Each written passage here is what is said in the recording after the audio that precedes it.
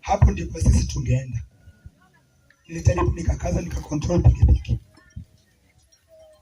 Nikaambia mama, kuna mgeni nyumbani anakuhitaji, kwa hivyo tulie tufike nyumbani. Yaani iko na mpombeleza ili tulie tufike nyumbani. Tulikuja tukafika Ndegelo, tukaingilia hapo, tukapita Ndegelo kwa shule. Kufika pale kwa reli, anasema mimi nimechoka. Nikamwambia mama, hata kama umechoka dakika 5 tutakuwa tumefika. Tunakaribia shule hapo, tulikuwa tumepiga kondo kwa pikipiki. Na pikipiki haikuwa inaenda speed. Nisikia mtu alishika kwa kwapa huko. Na akatoka na akaruka chini. Kuruka mama aligonga kisoko chini. Hakika nilia machozi.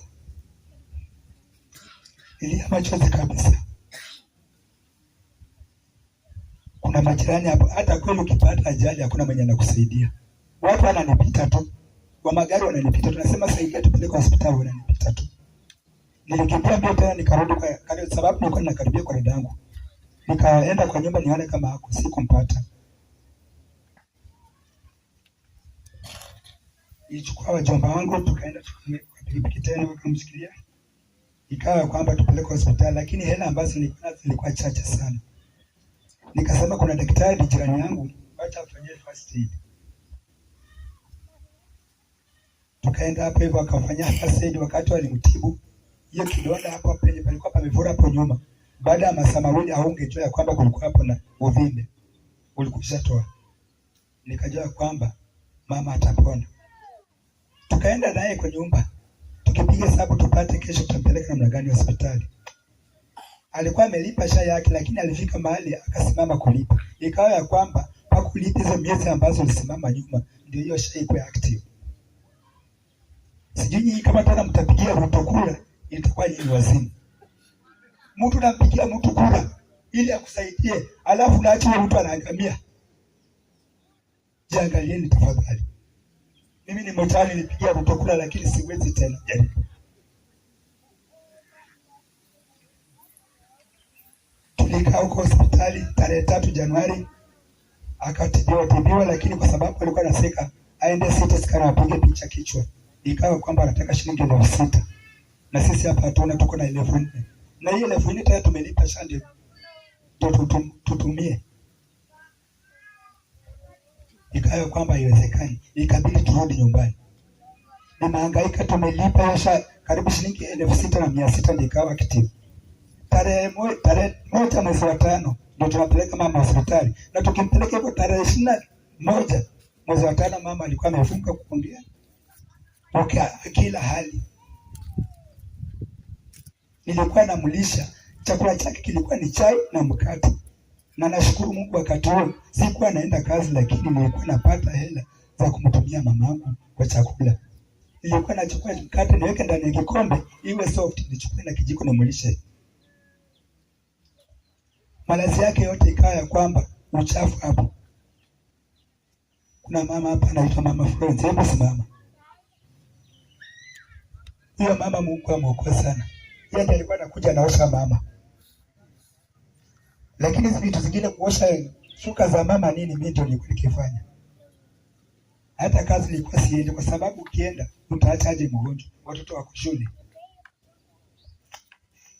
Wakati tulipeleka mama hospitali, wakasema ilifaa afanyiwe CT scan. Nikasema kwa sababu gani hakufanyiwa? Hela hazikuwa. Kwa hivyo endeni tena mfanyie CT scan. Na wakati sha ilikuwa active. Nikamwambia sisi tunataka tulipe na sha. Akasema saa haiwezi kufanya saa hizi kwa sababu leo ni Jumapili. Tukalala ikafika Jumatatu. Nikachukua hizo karatasi nikajaza. Daktari pia na akajaza. Wakatutuma twende huko kwa CT scan. Wakaniambia ambulance kutoka hapa kupeleka huko shilingi 1,000. Unajua ni hospitali ya watoto hapo Bungoma. Nikajiuliza sasa kutoka hapa mpaka hapa shilingi 1,000 ya nini? Nienda nikachukua kwa barabara nikachukua tuktuk. Nikaleta tukachukua mama tukapeleka akafanyiwa CT scan. Lakini majibu ya CT scan wakati alitoka nilijua hapa kumeumana. Sababu wakati nilisoma hata kama mimi si daktari nilijua hapa ni kubaya. Mama anataka naenda afanyiwe operation. nirudisha mama kule. Sha yenyewe wanasema wao waweke nili kwa computer ndio reflect message ndio iko active ndio uende step nyingine. Sasa tukapata tumebai huko time karibu siku 2 huko. Network yao ni mbovu. Wanakuambia network ndio mbaya na mgonjwa tu anakufa. Ilikuwa tarehe 6.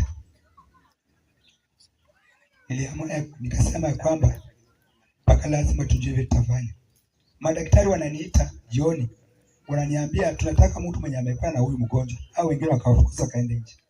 Wakasema tunataka tujaze hii mgonjwa aende afanywe operation kichwa.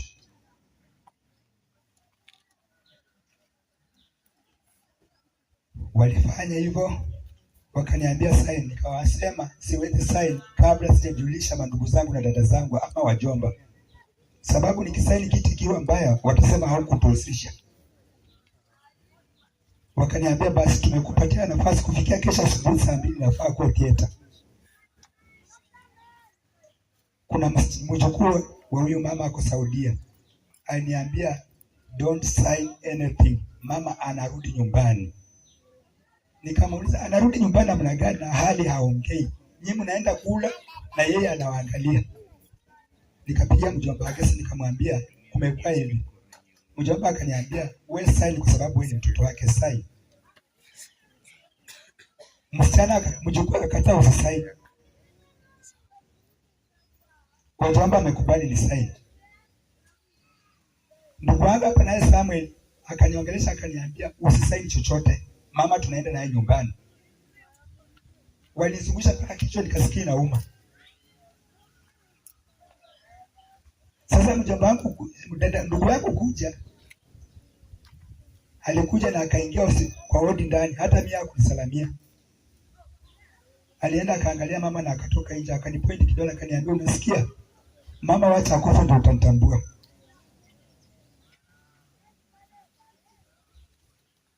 Na alitoka hivyo na akaenda nyumbani, mtoto kumfuata hakurudi tena. Kufika jioni tena madaktari walikujia. Kwa nini hausaini? Nikasema tutaelewana. Sasa ndio hao wameanza kunizushia pale na matusi. Kuna kijana mjukuu Roida wakati tulienda theater alianza kupiga simu. Alianza kupiga picha, nikamwambia hizi picha unapiga usiweke kwa mitandao kwa sababu zitadraw attention kwa watu. Sijui kwa nini alituma akatumia Stella. Stella na wewe akaika kwa mitandao, kumbe madaktari pale wameona. Wanasema mgonjwa akapa amaliza siku 4 hajatibiwa. Ikawa ya kwamba huyo mgonjwa akikufa madaktari ndio watajibu mashtaka. Sasa ikawa wananiweka kwa pressure. Wananilazimisha kusaini. Walipigia ndugu yangu hapa Samuel akuje. Alikataa akasema mimi siwezi muongelesha huyo. Hakuna siku nitaongea na wewe. Samuel alimuuliza utakuja saa ngapi? Anasema atakuja saa 7 lakini kuja kwake alikuja saa 9 inaelekea saa 10. Na kukuta baadaye ajua kwamba tuende kwa daktari tujue alikuwa anasema nini. Alikuja akaita wengine wakakaa nje akaanza kuongea. Mimi nikabaki hapo kama mjinga. Nilikaa nikajua hapa sina changu. Walikaa karibu dakika 30. Mimi nikarudi ndani nikaona hapana, hapa mimi sina changu, nirudi kwa ndani. Nikaambia mama, siko kupenda kwangu, lakini mama kukuacha. Nitoka nikaenda nikafika kwa nyumba. Na mjukuu anaitwa Alex, akanipigia simu. Akaniuliza kwa wapi, nikamwambia mimi nimeenda nyumbani. Kidogo kufika saa 11 amesha kanipigia simu. Ananiambia tunataka shilingi 1,500 na hiyo ni cash. Kwa sababu shai imelipa huko, hiyo 1,000 ni cash ndio mama aende theater. Ile roho ilitoka na hospitali ilikuwa ngumu. Nikasema yule mwenye amesaini mama aende theater kwa sababu alisema mama akienda theater ataenda kukufa. Wacha yeye alipe hizo pesa. Walijaribu sijui walipata wapi wakalipa. Kesho yake siku ya Alhamisi mama ataka kwenda theater. Saa 10 napigiwa simu na daktari. Leta hiyo picha ya CT scan. Mama anaenda theater, leta huko theater. Mimi nikasema mimi siko hospitalini lakini wacha nipigie nyako hospitalini walete. Walipeleka Kesho yake asubuhi mama akafanyiwa operation. Na mimi wakati nitoka hospitali nikaenda kwa nyumba nikalia machozi. Nikaomba kwanza.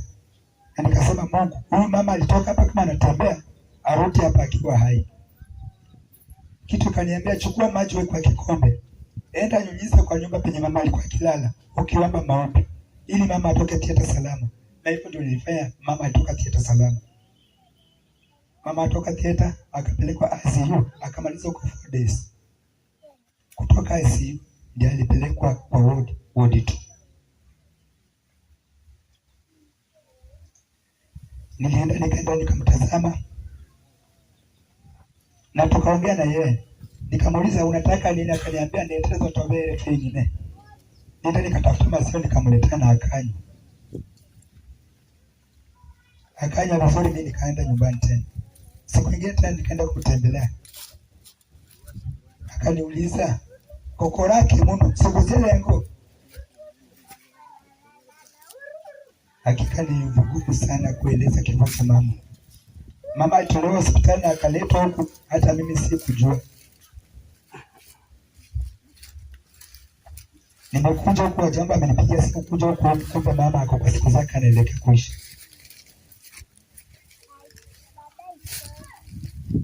Nimekuja kutukaongea na mama vizuri. Alikuwa anapanua mdomo kama anataka kueleza jambo lakini sauti haitoki. Wajamba akaniambia kuna mambo hapa ilifanya kwamba tukuje tufanye namna gani? Tuongee wewe na ndugu yako na washiriki ili mama ikiwa ataenda aenda akiwa salama. Lakini washirika wameenda, nikamwambia sasa paka siku alafu niambie nije. Tulikuwa bado tunakuja hiyo siku, lakini mama tulimpoteza kabla hiyo siku haijafika. Hii matanga imekuwa na misukosuko mingi. Lakini tunaomba tu kanisa kutuweka kwa maombi. Sina mengi, mama asafiri salama. Mimi kijana wake Josephat Jodi ambaye ni kitindamio. Mbarikiwe. Asante.